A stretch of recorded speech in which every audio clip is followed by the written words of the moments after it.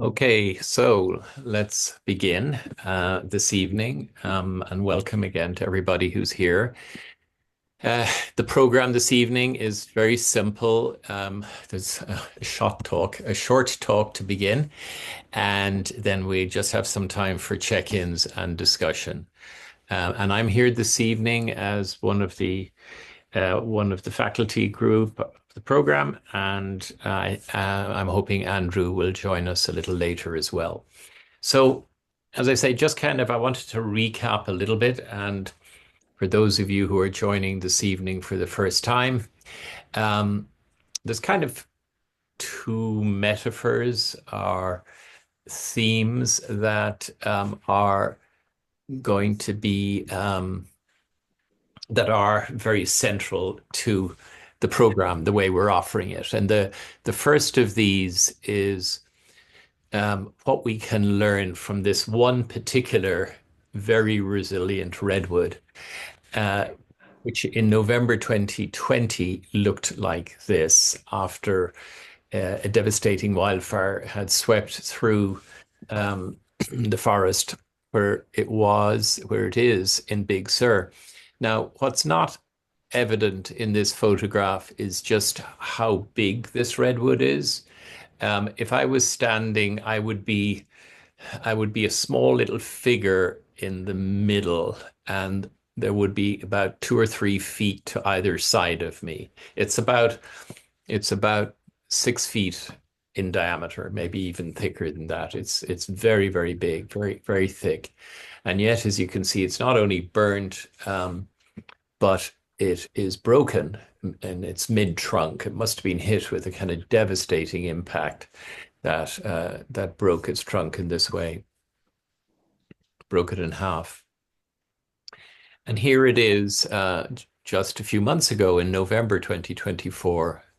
And indeed, I've just come back from Big Sur. I was up there last week on a writing retreat. And every time I see it filling in more. It's no longer little green shoots, bursting from its trunk and its root base. It's now really a tree that's very rapidly maturing and filling in and growing upwards.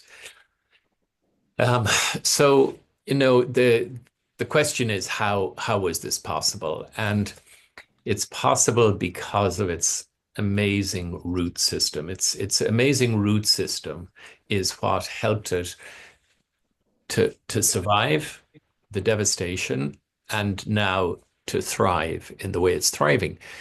And it's kind of a two-part root system. The first are these incredible lateral roots, which redwoods have, which interlock and intertwine and interweave with the roots of neighboring redwoods. And and that's the reason I think why it wasn't knocked over. I mean, just around the corner, there's a huge oak tree that's lying on its side, uprooted. But this huge redwood wasn't knocked over. It remained standing in the earth because of this incredible lateral root system. But it also has this deeper root system that kind of merges with the mycorrhizal web of the forest. So it's plugged into this wood wide web, which is nourishing the redwood with minerals, with water, um, and the redwood is nourishing the mycorrhizal network with carbon and with sugar, and so there's this kind of reciprocal exchange, dynamic reciprocal exchange, as there is between every blade and grass and the mycorrhizal network and every tree in the forest. So it's because the redwood is tapped into, um, has these deep roots, but deeper still is tapped into this web that gives it its deep resilience. And the other metaphor that we're kind of using as we're thinking in this program about deep resilience, we might call luminous resilience, because it highlights the sort of luminous core that you see here. And you may remember,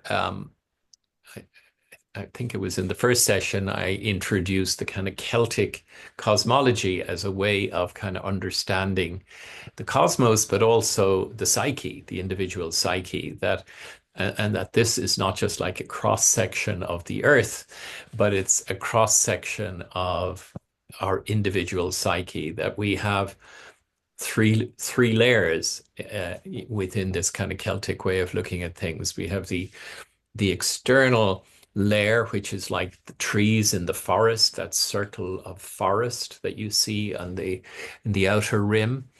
Then we have the middle layer, which is really made up of the roots, the lateral roots, as you can see, interweaving under the soil, but then the deeper roots that are tapping down into the mycorrhizal network, and deeper still into uh, this sort of essence of being, this groundless ground, which is our deepest nature, which is um, deepest nature. And so when we conceive of deep resilience, we're really talking about taking care of all layers, but what's specific to the program that we're wanting to offer are ways of tapping into this deep, luminous, groundless ground at the core of our being. And the ways that we're offering in this program, and there are many roads to Rome. There are many ways to this luminous core and to rooting in this luminous core in the great spiritual traditions. The ways we're offering are the nature door and the meditation door, particularly non-dual meditation, as Radley was talking about last week. And so, what we're at about tonight is really the nature connection part of that, and coming into that through Sitspot practice. And for those of you who are joining again for the first time tonight, I just got to say a few words about Sitspot practice. Um, from the first week where I talked about it, and encouraged you to set up your Sitspot practice. What we're talking about is having a place in the natural world that you can visit frequently, that you can get to know as your best friend. Um, this is John Young talking in What the Robin Knows, saying, let this be a place where you learn to sit still, alone, often, quietly. This will become your place of intimate connection with nature. And remembering that wherever we choose as our sit spot, and we can discuss more about that in our check-in, um, how we approach it, when we go to spend time there matters. Um, that we are, that our zone of awareness is greater than our zone of disturbance as we move towards and into that place. That we come with an attitude of respect. And quoting Bird Baylor in Another Way to Listen, where she says, you have to respect that tree, that hill, whatever it is you're with. Take a horned toad, for example. She says, if you think you're better than the horned toad, you'll never hear its voice, even if you sit there in the sun forever. So just acknowledging that we're in the presence of beings who are far older and far wisdom. I mean, their intelligence is very different to ours, but there is an incredible body of wisdom, of living wisdom that is alive, um, and waiting for us to tap into. So on arrival at her sit spot, kind of having some sort of little ritual that works for you as an arrival ritual, maybe expressing gratitude to the place, um, maybe honoring the directions, um, identifying a place at your sit spot where you can, a sort of an anchor point that becomes the place where you actually sit or stand. You may have a stone there, a rock that you sit on, are the stump of a tree, or you may have a tree that you can lean against, or you may have a little chair there that you can sit on. And then watching, waiting, listening with beginner's mind, and opening your sense doors and paying attention. And in our first session, I introduced a sense meditation as a way of really opening those sense doors and coming into very deep connection with place.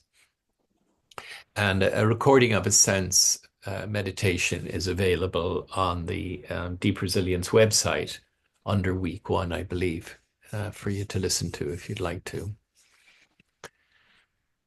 And so I just wanted to kind of highlight 7 elements of deep nature connection.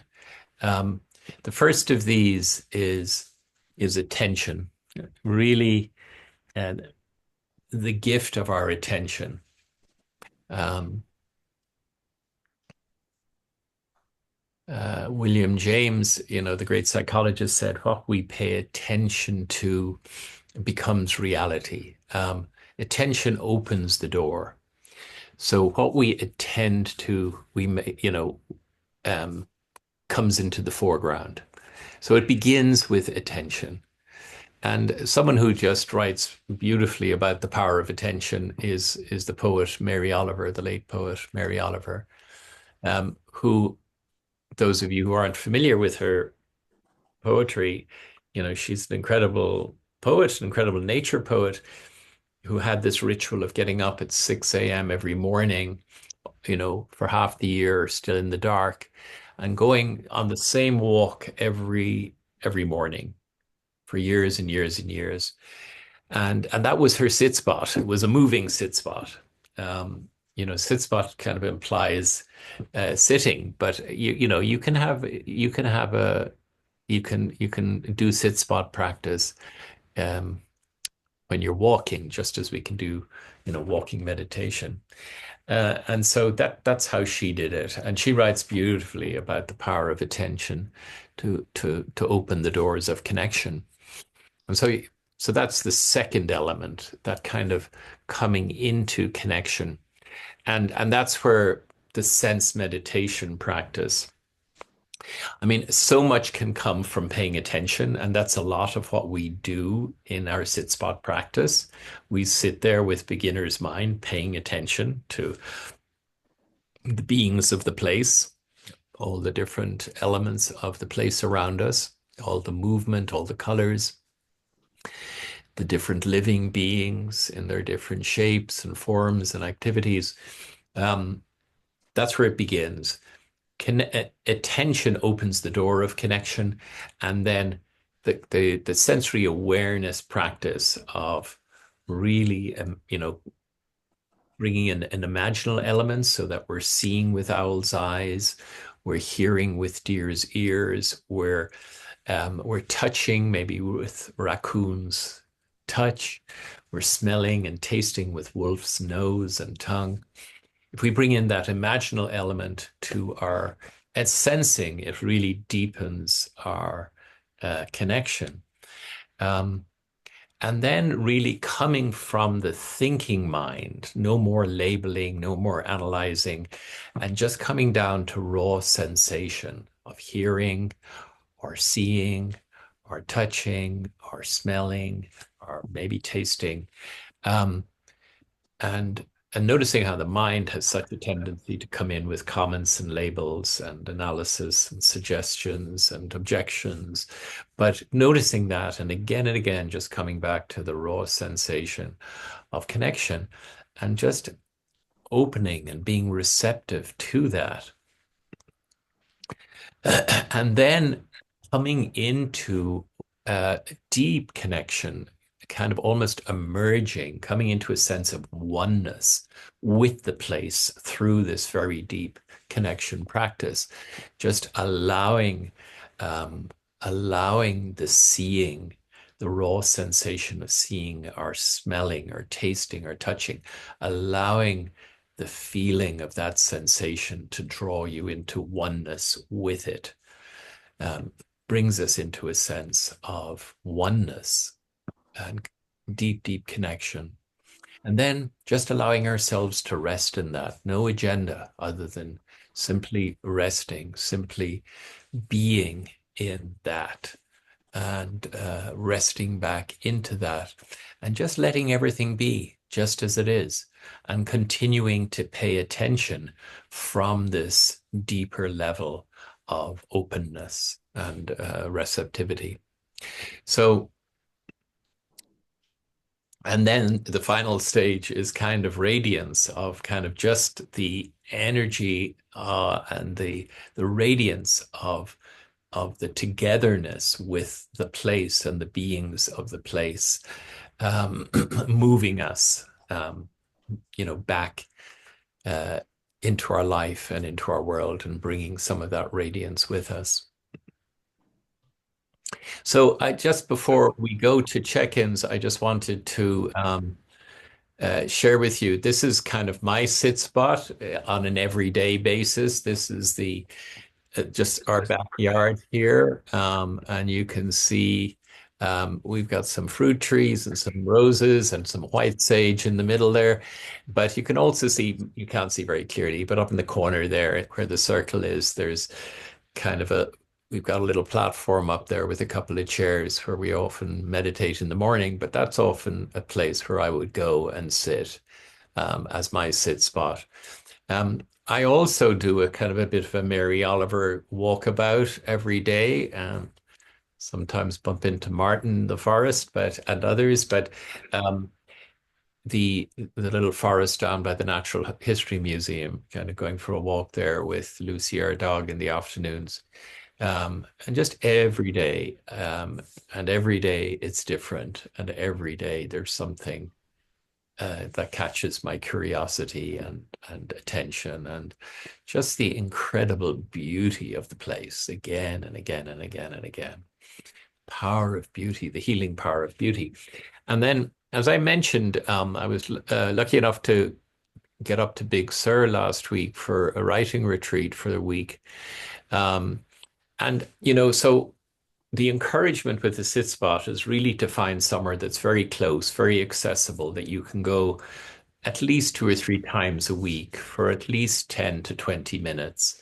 Uh, Ideally every day if you can, or make it part of your day, like a walking sit spot, as we've been discussing, or maybe you have to think up another term, not a walking sit spot, but a walking nature connection practice. Um, but last week, while I had the opportunity of going to this place, which is just somewhere that feels very, very special to me. And I had a very strong sense when I was up there last week of just kind of curiosity to know more about the indigenous people of this place, and learn just a little bit about the Esalen Indians who lived in this area, and how they're part of the same language group actually as the Chumash. Um, and so, but just this sacred, powerful, ancient place. Um, and I share this just to make the point that while sit spot practice works when we have somewhere like our backyard, or a park nearby, or somewhere we can just connect with nature on a regular, easily accessed basis. But many of us will also have places in nature that maybe we've only been once or twice in our lifetime, or maybe we get there once a year, or so, like for me, up to Big Sur, once or twice a year. And when we get there, it's just a very powerful experience of nature connection. Um, but just having this kind of place as my sit spot would not work, because I can't access it every day. And so you can't form that kind of relationship with a place. But this was just a couple of little moments up there last week. And this was the first day I arrived. It was just a beautiful, clear afternoon. And I was walking through the forest and I heard this bird, and I stopped. And I'm actually taking this little movie clip with telephoto view on my phone, so that's why it's kind of moving around a bit here. um but here I just wanted to let you hear the this particular bird's bird song, and I realized just listening to it, I've just no idea who this bird is. I don't think I've ever heard this bird song before.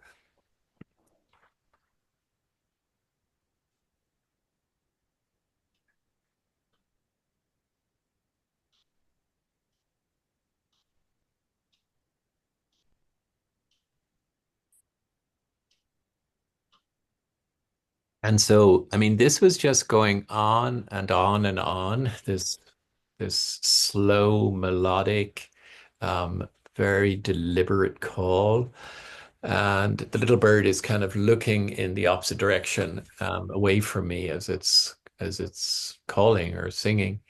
Um, and I was actually able to sit there and long enough to do a sense meditation. It just continued singing like that for 15, 20 minutes or so that I was there, and it carried on when I left.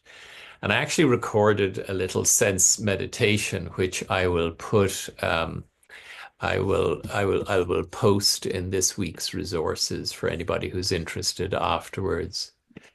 Um, okay, Susanna heard nothing there. Let me try it again, see if you guys hear it.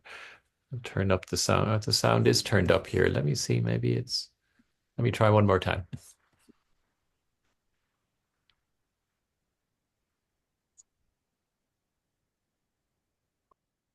First, make sure the sound is turned up on your computer. I hope you heard that, Susanna. No, And sometimes it's a different audio setting when you show a clip, Michael. oh yeah, okay, I can't hear it either. No. okay. Sorry. Let's try one last time. I've just adjusted the sound here.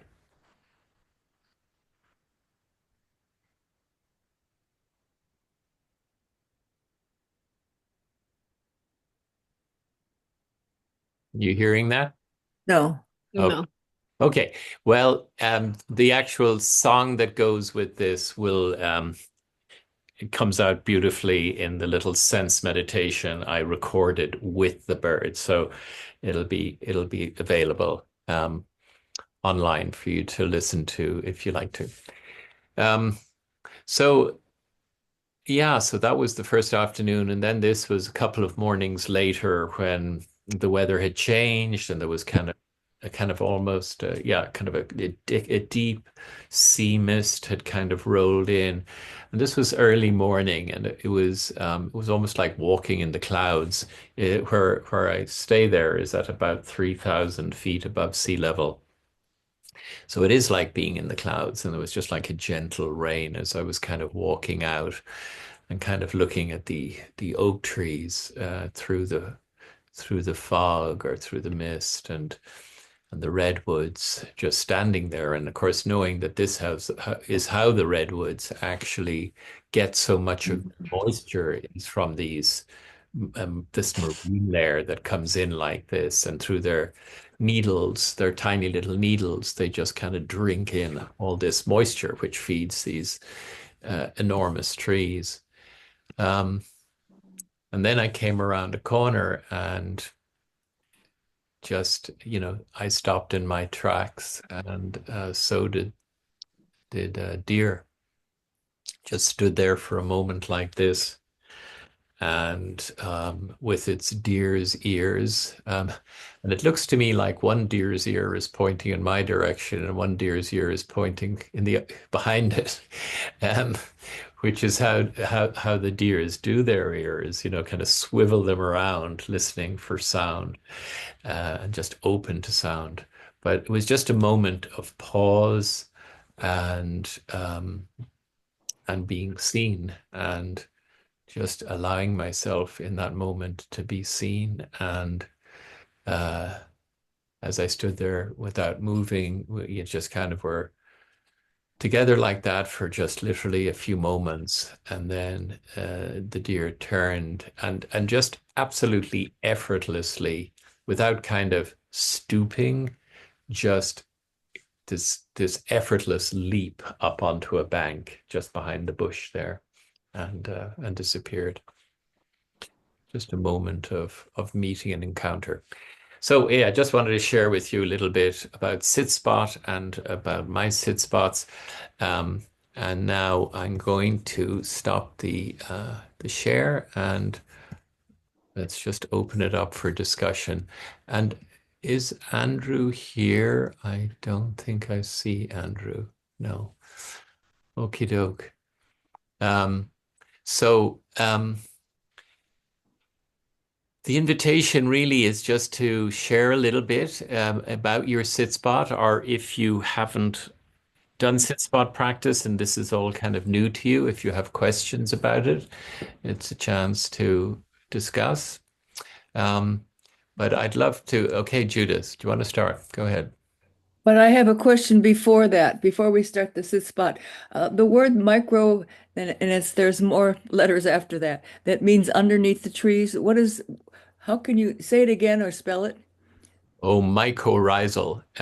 It's if I think the spelling is Mycorrhizal, mycorrhizal network. And mycorrhizal means root fungus. So it's actually those little tiny threads in that image are mycelial threads. They're fungal threads that that exist in all forests and exist indeed in all soil and connect with the roots of trees and and then are part of this vast web that goes through the forest, connecting tree to the trees connect to the mycorrhizal web, and the mycorrhizal web is throughout the forest, connected to all the trees in the forest, like a kind of a deeper network of communication and exchange of information and nutrients. Um, and that's why Suzanne Simard, who it has done so much work on the mycorrhizal network, she came up with the term the wood wide web to describe it because it's a bit like that. Thank you. Of course. The, I'm not gonna make avocado today. okay, that's fine. I was just gonna shred some cabbage, put some lemon on it, and then mix it all in a bowl. Yeah, like a salad. Is that okay? Okay, that sounds nice. I am so, No worries. I No, apologize. I am so sorry. that's okay. That's okay, Alex. Um, okay, so who'd like to tell us a little bit about your sit spot? Yeah, Darlena, please. So, of course, you know that I was in your program with the facilitator training on deep resilience. So I have already been thinking about Sitspot for a while. What happened in during the training was that I had chosen a spot that I would have to walk to. And unfortunately, I hurt my ankle and then I was traveling, so I didn't get there very often. So this time around, I just kept thinking and ruminating on where can I find that's more accessible, no matter the weather, and whatever's going on physically, that I can be there, that's close to home.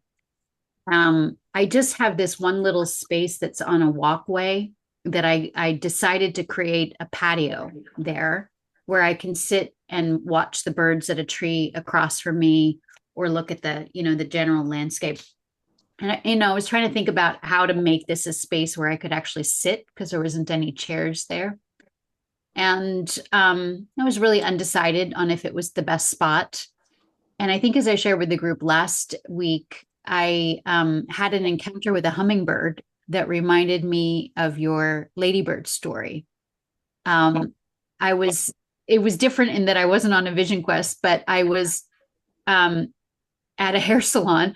And when I came out there, I got into the car and started the engine, and a hummingbird flew right to eye level in front of me, in front of the windshield, and then hit the windshield momentarily, and then slid down into to where the hood meets the windshield. Mhm. And I was really startled, but I immediately wanted to help it. So I turned off the engine and saw that it was hiding there, but there was no way I was going to drive away with a hummingbird in my windshield. So I figured out that I could lift the hood without hurting it and then gently coax it out of that spot.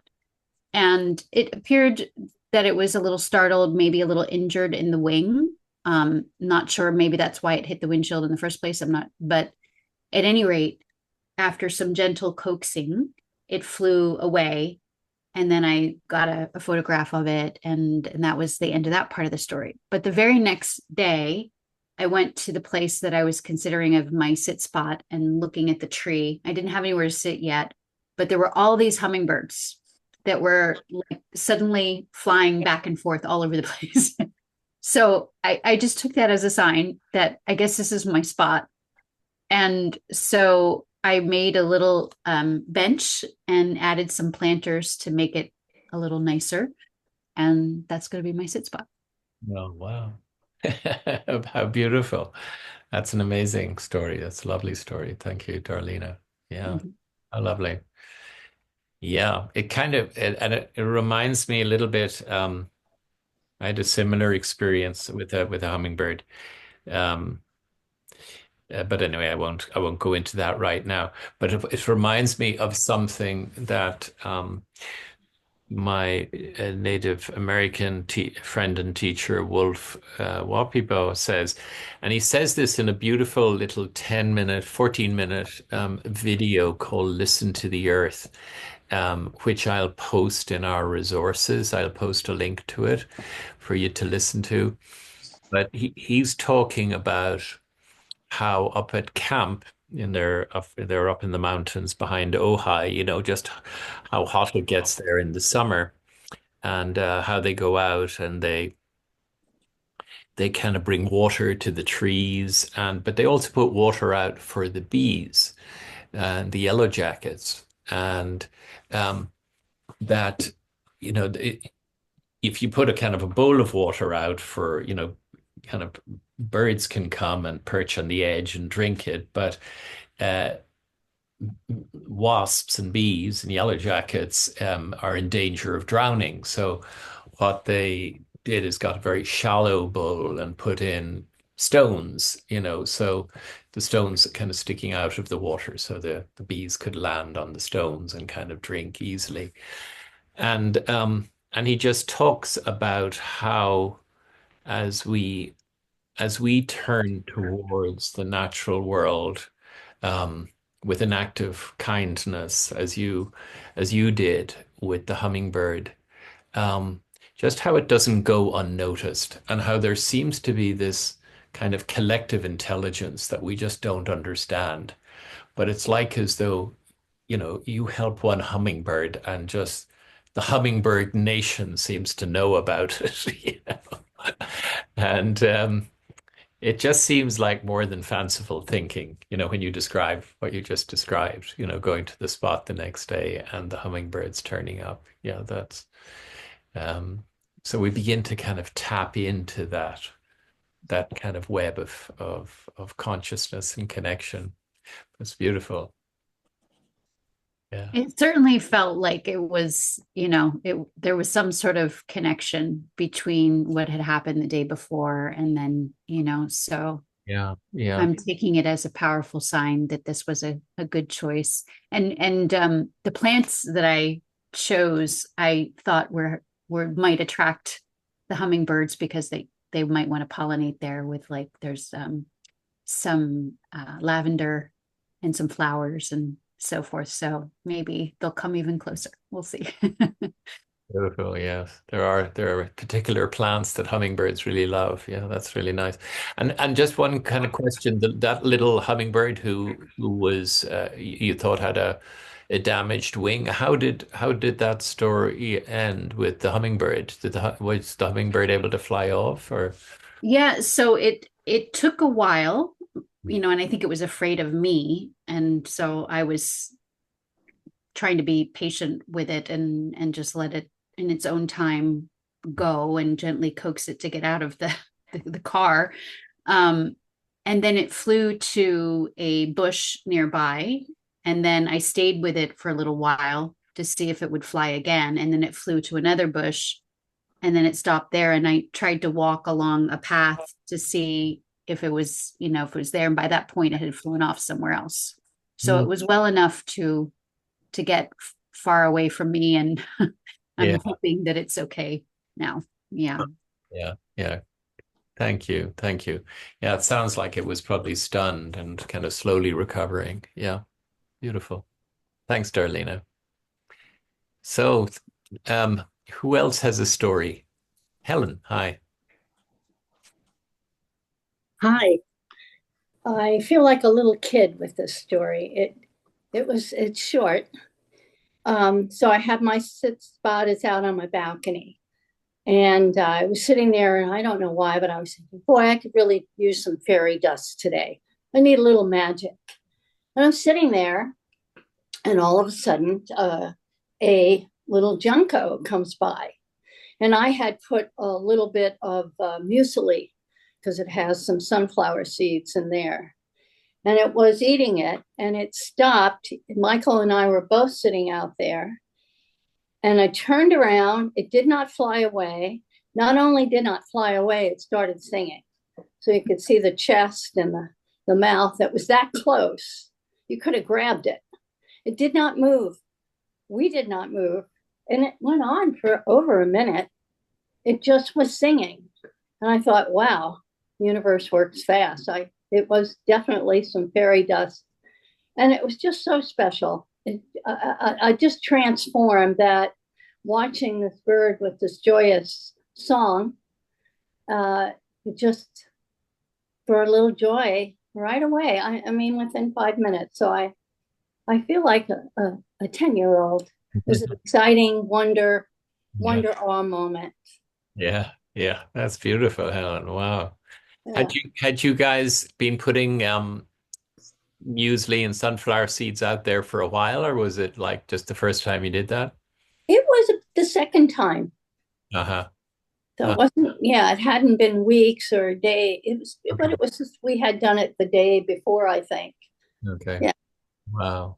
Wow. Yeah. So, and now it comes by. We Seen it watched again. it. Yeah. Anyway, thank you for sharing it. We both had our sit spots. We were sitting out there at the same time, and it was funny not to move, and Yeah. didn't fly away. It was really cool. So, Just to kind of as a kind of a teaching point on that, there's absolutely the kind of the delight in the moment, just the absolute wonder and delight of what's happening when a being, that is so so different, so uniquely in its own world, actually is paying attention to us. mhm. And so there is the absolute wonder of being in that moment together. But what you could do kind of to build in another layer of practice to this is actually noticing with your mindfulness, with your self-awareness, noticing how that makes you feel in your body when you're in that moment of encounter. Oh, it was wonderful. It was totally the whole body, just watching its chest move and its mouth. I was aware of how I felt at that moment, as a not just a this girl, but yes, definitely. I just didn't want to read into it. It was more of, wow, what a moment, and feeling that, and I did. I felt this heart opening, as I said, like the innocence of it all. It was a special moment. So, Yeah. but I hear you. I Yeah. can go always deeper with that on the resilience part. Absolutely. And just noticing, and then just not holding on to it in the sense of trying to make it last, but Oh, just allowing yourself to rest into that experience, yeah. to actually just be in that experience, just Yeah. very simply rest in that experience. That little Junko brought you into, or brought you into together, you know. So beautiful. Yeah. Thank you, Helen. Well, thank you. And thanks for the extra kudos about how to take that in more. It's appreciative. Thank you. Thank you. Thank you. Hi, Susanna. Hi. So I found a tree that called to me. I go up to a park that's about a mile or two away, and I take a chair and sit there. And I'm glad we talked about the walking meditation again because I felt kind of obligated to just sit in front of that tree at that spot. And the Puget Sound is over to the left, and I haven't given it much attention. But anyway, that tree. It just kind of has some swirls in its bark that are really interesting, and so that's what's been calling to my attention. Um, and there are trees around or birds around. And but the last time I went up and just kind of sat there with my eyes closed, I felt kind of a field emerging between us or something emerging between a connection that was kind of represented in my head as kind of a yellow gray mist kind of thing. And and so yeah, I consider that as something.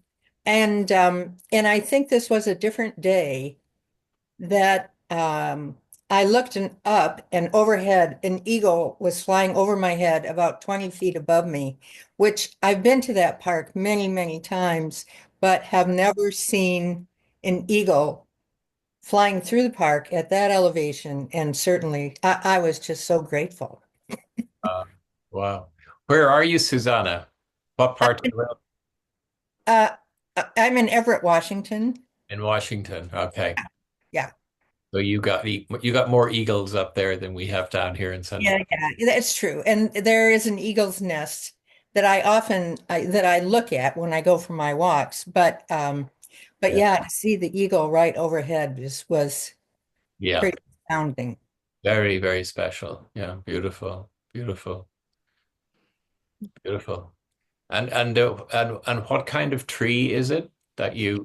I don't know. I keep waiting for there's a lot of red cedars there, and I'm really a red cedar person, but they're not the ones that are calling me. This is a deciduous tree, and I'm waiting for the whatever. It's some kind of leaf, I guess, is in development. So I'm waiting for that to show itself so that I can identify the tree because I'm not sure which one it is. But with the red cedars that had they had pine cones and little pieces of branches because we had windstorms going through. And so I tried picking them up and just kind of feeling the energy in those things. And I didn't, so I picked him up and I felt energy and I just wasn't sure. Well, is this me holding my hands in this way? Would I feel the energy without having this in my hand? Blah, blah, blah. So I'm still kind of experimenting with feeling the energy of these things. So we'll see. Yeah, no, thank you, Susanna, for sharing that and you know and the details of the process. Um, because I think that's really helpful, you know, because you know it shows how when we're coming into the kind of connection with place or with the beings of the place, like the tree or like the seeds in your hand, um, you know, just the process of kind of giving your attention to the sensation of what the seed feels like as you kind of roll it between your fingers and kind of am I feeling energy? What's going on? Or am I kind of just imagining something? You know, just kind of noticing how our mind comes in. So Mhm. that's our conceptual mind coming in and noticing that, and that's okay, you know, and there's a place for you know identifying what kind of seed it is or identifying what kind of tree it is, you know, that's interesting and it can add to the relationship. But in the moment, it's really about just noticing how, okay, mind is coming in with kind of chatter, interesting chatter maybe, but Mhm. it's taking me away from just that raw sensory connection and just coming back to that, again and again and again, and kind of trusting that, even though it might feel like very little in the moment, just trusting that. And it sounds like as you were sitting there that you came into some sort of sense of connection with tree or place or Hmm. Hmm. yeah, I did. yeah. And then, yeah, no, it's really curious how at moments like that, how something, it's almost like that hasn't gone unnoticed, and an eagle flies over, Hmm. kind of almost like a synchronicity. Hmm. And synchronicities are very hard to explain to other people. We we what might look to the next person like a coincidence can feel deeply meaningful to us in the experience. So trusting that. Okay. Yeah, Thank you. thank you. Alex, hi. I was just thinking, and I apologize again to everyone that I wasn't muted. No. Um, but I was just thinking about the abundance of that there's no lack of scarcity in nature. I was with Shannon and my daughter Katya, and we were up an hour and a half from here. None of us had been there. And it was this utter amazement that the three of us were going through, even though focusing on just the snow, icicles, etc., but that there was quality of it where the quality of the connection where we met was different. You know, I kept, and Shannon, tell me if I misquote you, but Shannon kept talking about the sound of the snow, and that didn't resonate as much with me. I was looking at the different tonalities. And then Katya was talking about, and I mean, there was intersection there, but the actual texture of the snow. And just, I know with my sit spots here at home too, there's so many different dimensions to them. Hmm. There's the quality of the weather some days, Hmm. where other days, yeah, I have an orchid that's now lived for about 3 years, and it had been flowering, but just watching and learning from it as opposed from the book, meditating on it and watching. I thought it was a root coming up, and then I realized, no, that's where a flower, and seeing the bud, and Hmm. just echoing some of the other things that people say, it's just the joy, the absolute joy that comes from these tiny things, having a little cactus even in the house and watching it bloom all of a sudden or change color. And it's just so nourishing Hmm. to look at a familiar object Hmm. and feel like it's your home. And whether or not sitting or going on the same trail and watching the water. I know when I ramble on the trails, the water levels and seeing what's in the water, insects, or all of a sudden you can hear frogs. You can't see them though. And it all that to say that I just find the sit spot incredibly nourishing. Hmm. Hmm.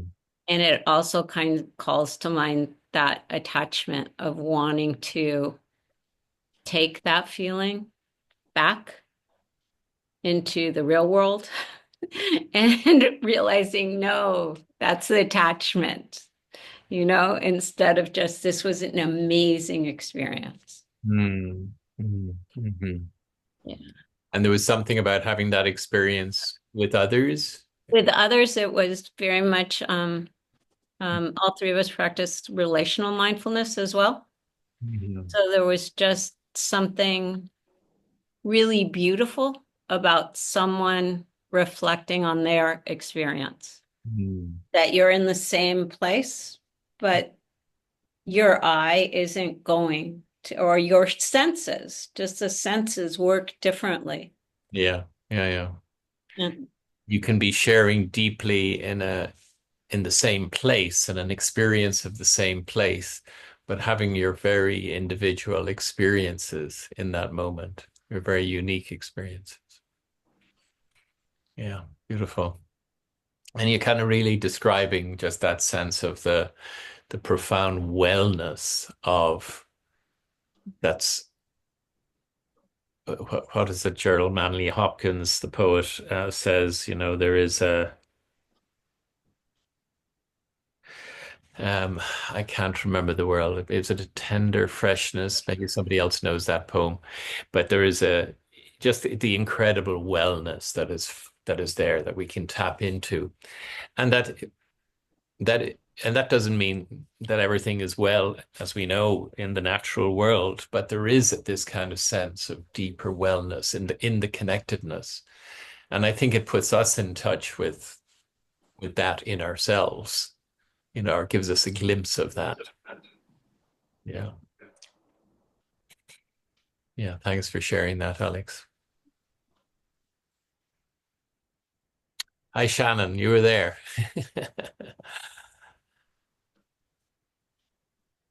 Hi. Thank you for sharing, everybody.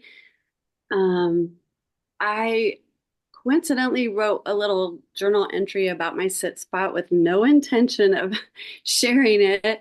But since we're here sharing, I'm just going to read it. It's a half a page. Hopefully, it's not too long. And it's okay if your mind wanders while I read it. But it's interesting from talking tonight about the mind coming in, Michael, like you were saying, in this sit spot. I noticed in this the parts of it where my mind is super active, and then I go back into more of a meditative state. So I did realize that when just from listening to you tonight, and I think that will be apparent when I read it. But I'll just read it real quick if that's okay.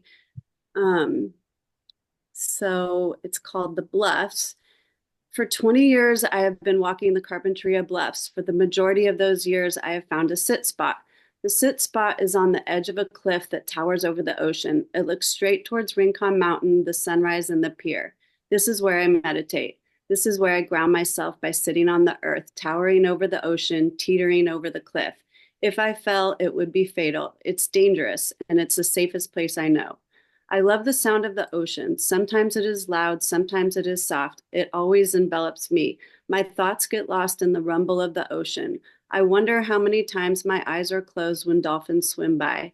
Sometimes I see them. The wildlife is abundant. The vultures, the herons, the hawks, the dolphins, the sea lions all gather for the morning sun.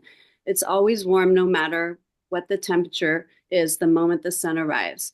When there is no sun, I still find the rays somehow, and on the days where they are hiding, I usually am too. In the morning, I watch the workers load the boat to the oil rigs. Every time I sit, they are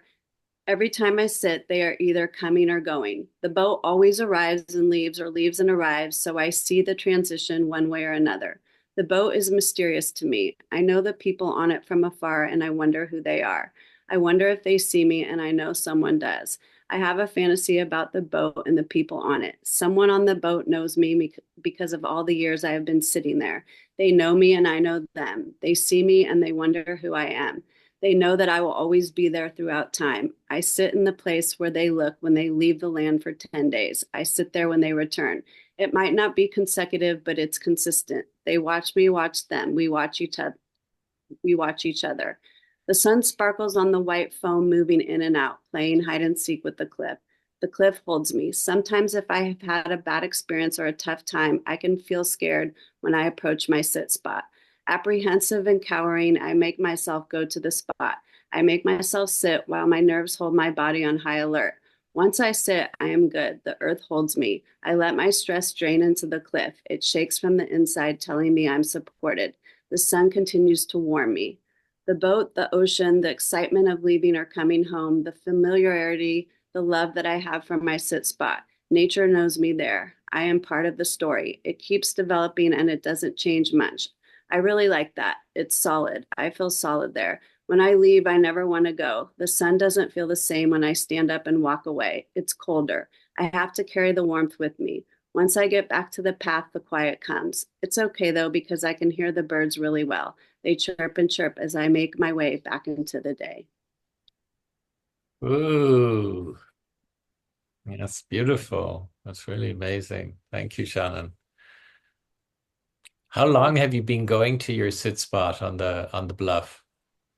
Probably about 15 years. Yeah. Wow. Wow. Yeah. Long enough for you to get to know the place and the place to get to know you. Yeah. Wow, that's really beautiful. Thanks for listening. Yeah, thanks for sharing. It's gorgeous.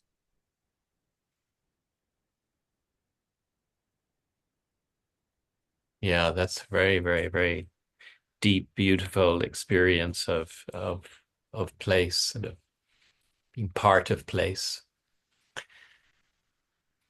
being recognized, being known.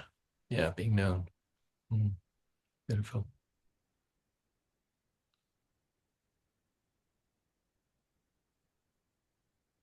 What is it? Mary Oliver, as I was quoting earlier, but at the end of Wild Geese, where she talks about finding our place in the family of things.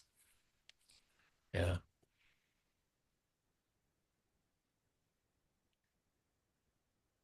Thank you. Anybody else have a story to share from your sit spot, or if you're kind of new to this whole thing, Martin, please.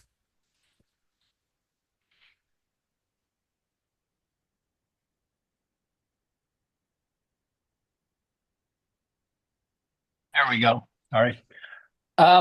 So my principal's sit spot, it's a moving sit spot, and it's similar to Shannon's, just up the coast some. And so it's a beach walk that I take almost every day. And behind the beach, there's a cliff, not particularly high, but a cliff. And there's trees that are on top of the cliff. And I've been going there long enough that I have formed relationships with lots of different elements. But what I want to, and this is on the trees, because Michael's been talking about the roots and the resilience associated with that. And so in this place that I go, because of erosion and also because of rising sea levels, the trees are starting to or have been falling into the ocean for years. And it really moves me because the the trees that are further back on the cliff are still vibrant, and all you see are their trunks and then the canopy. And then there are trees who, because of erosion, their roots are partially exposed. And you can see that they're, they will, as the erosion continue, eventually fall over. And then there are trees, and this past winter, during this winter, there were a number of trees that fell over. And so you can actually then see the trees that have fallen over recently because they still have leaves on them. And then there are trees that have obviously been down for a year or two because they're totally denuded and are starting to decompose. And for me, it's this incredible feeling and sense of connection because I see that this is returning to source, to the ocean.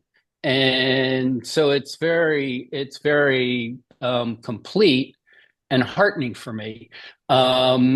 And so that's, and then also, so then, because I see the ocean as source. That's how I experience it on my walks. And then also I get to look out and see the Channel Islands. And so more and more I'm able to identify with the Channel Islands and the energy that they represent. Um, and there's something that there was, it actually takes me out of the life that this made modern life, and takes me to this place that not only do I feel extremely connected, but that's much more that's reality for me. What I do during the day, I can so easily get lost in, and going there. And the other thing I'll add is because of, so right now you're probably aware that because of an algae bloom, which seems to be getting worse with climate change. I've been encountering a lot of sick sea lions, and it's heartbreaking. And some of them you can see them in distress, and there's nothing to be done except to witness the suffering. And then also, some of them aren't there the next day. Some of them stay for a couple of days and die. And there's also, because where I'm going is not, it feels somewhat wild, but this modernity appears all places. And so because that's sort of, and I guess the other thing, I don't know why this always comes back to me. One of my favorite smells on my walk are the pelicans, because the pelicans just, they smell like the oily fish they eat. And I love pelicans because they also, when they're flying, they're so elegant. Just incredibly elegant. And when they're on the ground, when they're on the beach, just sort of walking around, they're not particularly elegant. They're beautiful, but not particularly elegant. And so I just love that also. And there's so many other animals, beings. And I guess where I'll stop with this is that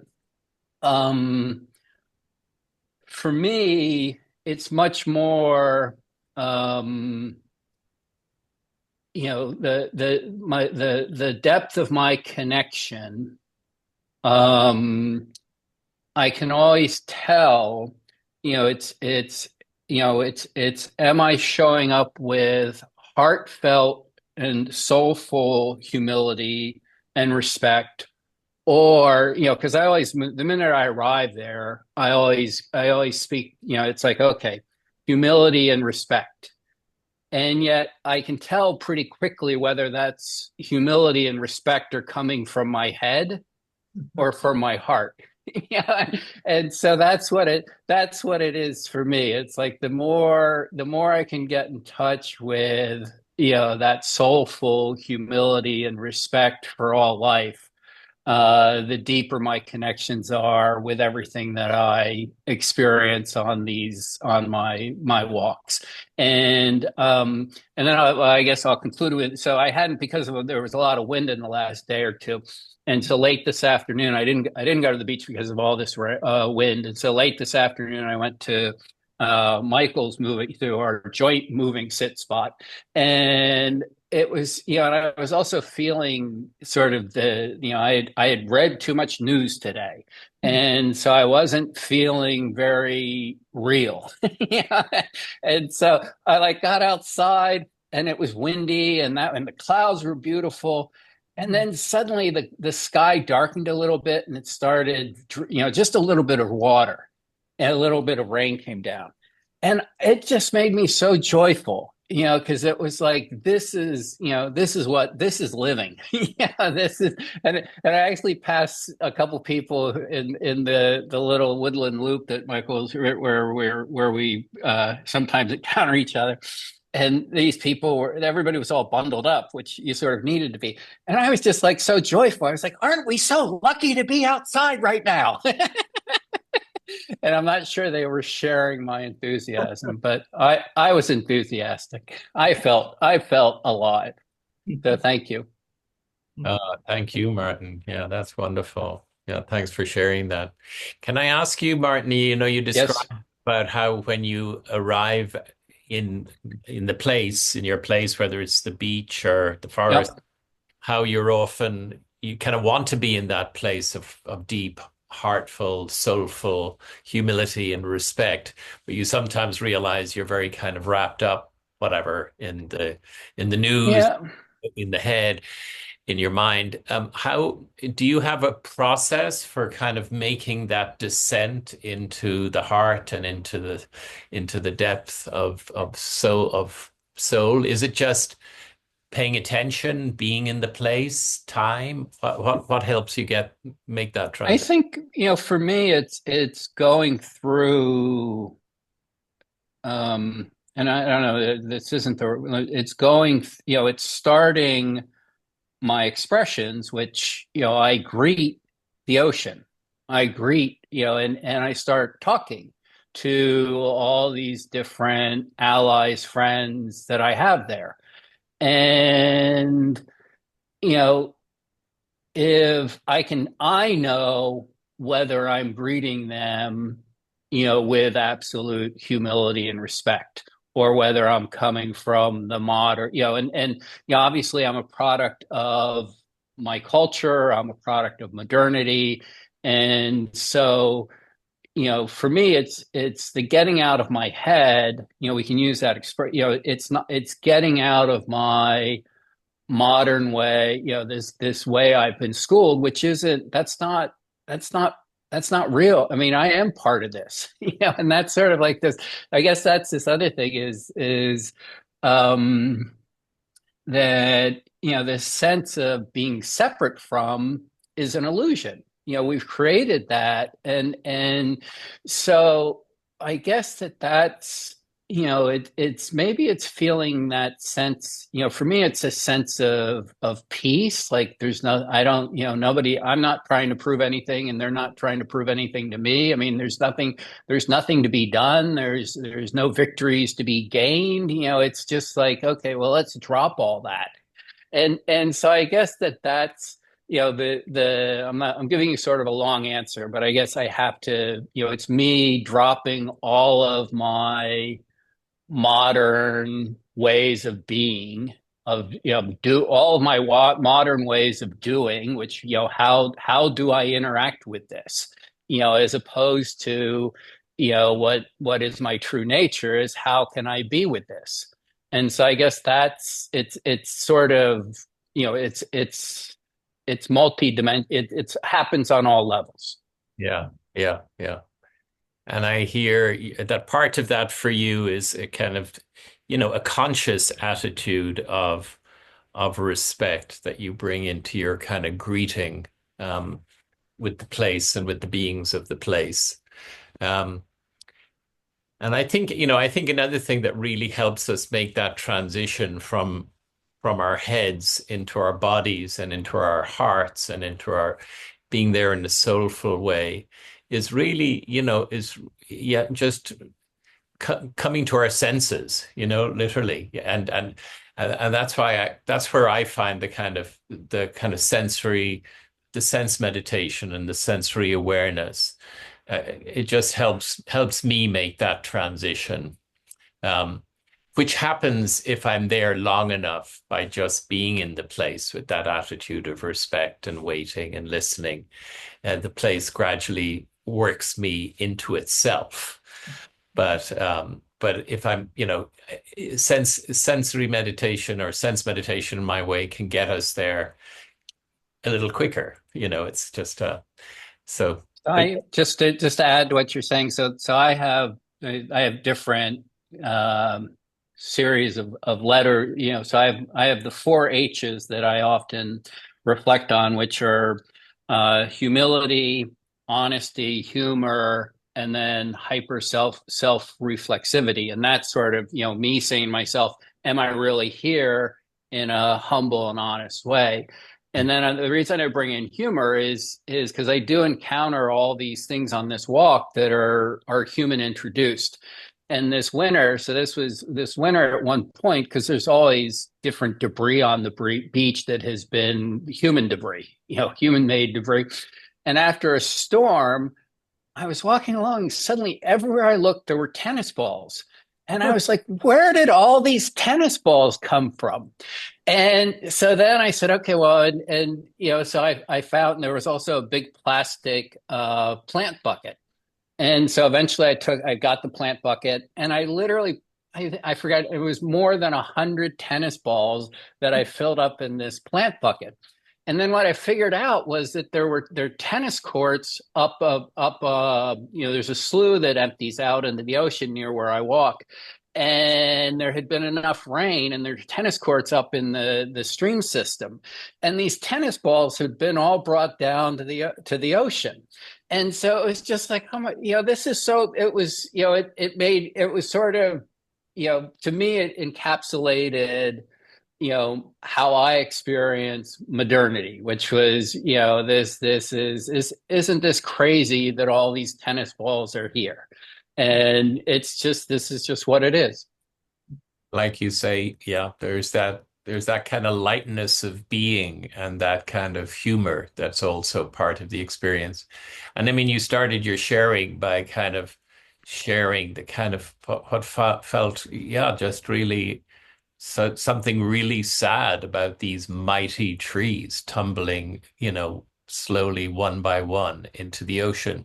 And yet it's how it is. It's just how it is. And that's part of it too. That's part of it too. But so are the tennis balls. Yeah, thanks, Martin, for that share. Thank you. Great. Diana, please. Yeah. So I've loved listening to, am I unmuted? Yes. I've loved listening to everyone else, and I'm at the moment floating from one place to another, partly because I'm traveling a lot, and so I was glad to hear about your being in another place and that being a sit spot. I think mine is going to be a movable feast. It's going to be there's a place I walk 10 minutes from my house and I sit and I look at the ocean, and that was wonderful the first day. The second day it was raining, so I drove down to the ocean and sat by the ocean and watched. But then I went to the desert, and what I would add to what everyone has said, I went back to where I was 75 years ago, and all those feelings and smells, and yeah, it was alive, and it was a trip in many ways, to go back and reconnect to what I had loved so much as a 5-year-old child. It was lovely. Mm.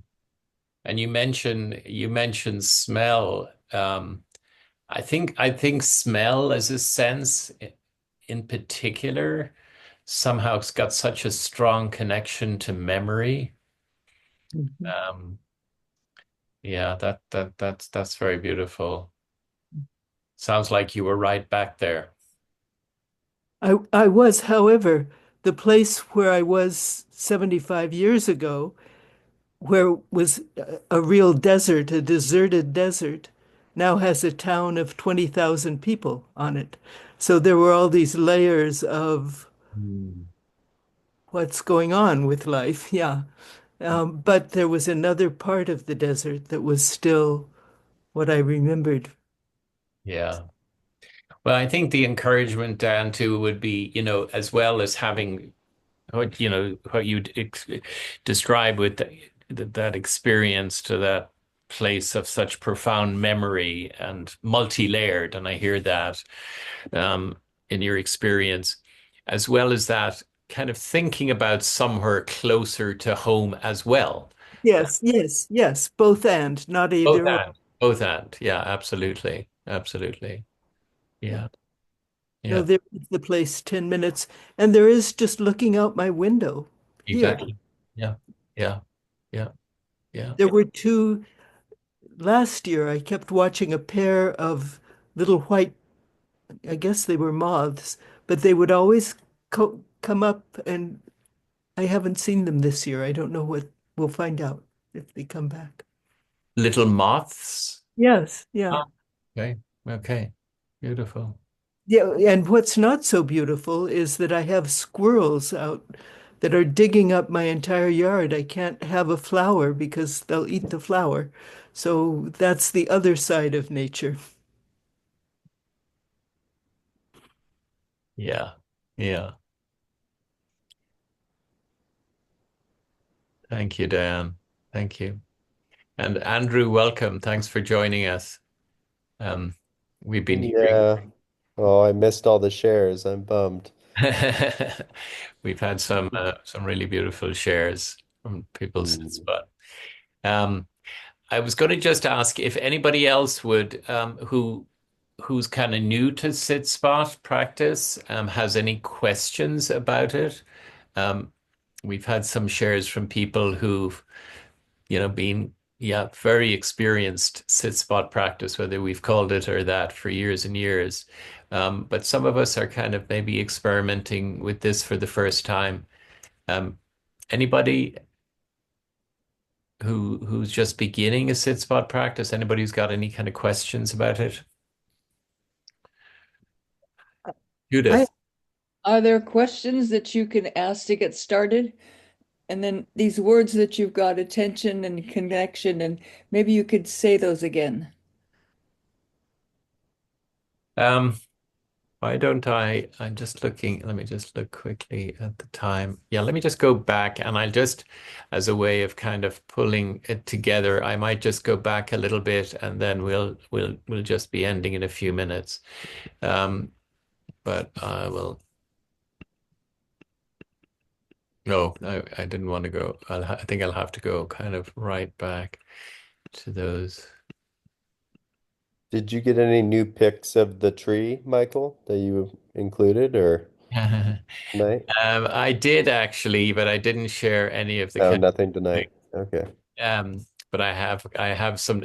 I think I'll be sharing some of those next week. nice. Hmm. Yeah. So yeah.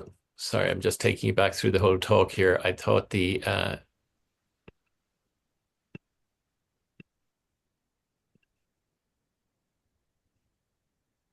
oh no, I'm gonna go out for a sec and.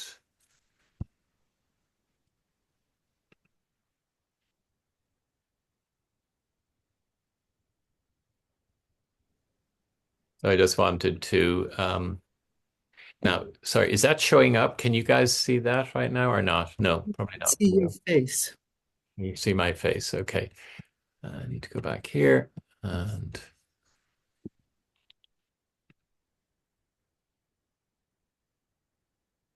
While you do that, I just wanted to add my wild creatures are people. oh yeah. Yep. People are creatures too. And creatures are people too. Yeah, absolutely. Um, so yeah, so Judith just asked me to kind of go back through this. I just was touching on kind of seven elements of coming, when we're in our spot, that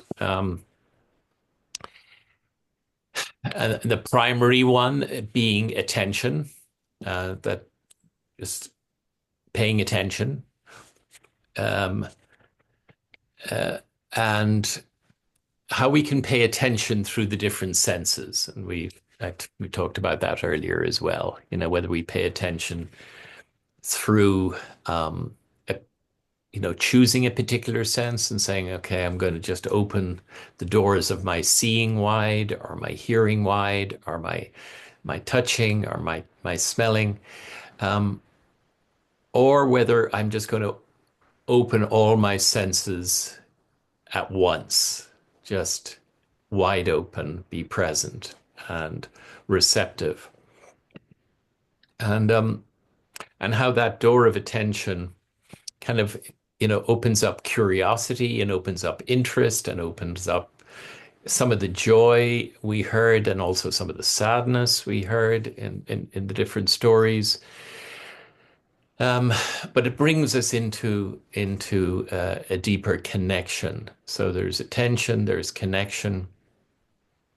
And we talked about how when we come into that experience, how our reflex with experience is often to go immediately to thought, that experience feelings often trigger thoughts. Um, and then thoughts trigger more feelings, and we get into a kind of a spiral of rumination. But when we have, when we're experiencing, actually just noticing how that experience feels in our body and how it feels in our heart. And we were talking, as Martin was sharing, about kind of ways of making that transition out of our busy conceptual thinking minds when we come into our sit spot and really coming into our body and into deep receptivity and deep listening, which is really what's at the core of it. And then coming into a sort of merging with place. And in my experience, what helps me come into this merging is actually an instruction that I've received from not a teacher in nature connection, but a teacher in Tibetan Buddhist meditation, where he kind of encourages you to let what you're feeling draw you into oneness with it, so that the feeling, what you're feeling, is doing the knowing and doing the meditating. And so it's kind of, in a way, what you're doing there is you're making that transition from your separate self, from your busy thinking conceptual mind into a felt sense presence with place, a sort of intermingling. And then just allowing yourself, even if it's just for a few moments, even if it's very brief, just allowing yourself to rest in that. And as a few people have said in their shares this evening, this isn't about discovering something new. This is about remembering something very ancient and in a way very simple and something very deeply familiar. It's so we're resting back into, there's a sense of sort of coming home and just being in that. Noticing the way our mind works is it just continues to emit thoughts, and as the thoughts kind of emerge from mind, they trigger feelings, and that pulls us into a kind of a conversation. But just noticing that that's what's happening, and just for now letting go of that conversation and allowing your awareness to drop with gravity back into presence in place. And then just letting everything be. And again, a meditation instruction that I find helpful here is just like snowflakes falling in a vast warm ocean. Just just the feeling of that, just letting everything be like flakes falling in a vast warm ocean, just as it is, and and noticing how that brings you into a radiance, and that radiance becomes in time the impulse that we bring with us as we turn back, to our life and to our world, and bringing that radiance with us. So those are the steps, Judith, and thanks for bringing us back there, maybe as a way of pulling our time together. So thank you all very much for being here, and Look forward to seeing you next week. And thanks everyone who shared, and thanks everyone who was here for turning up. Thank you. Thank you. Bye-bye. Thank you, Michael. Thank you, Michael. Yeah, very welcome. Very welcome. Thanks everyone for being here.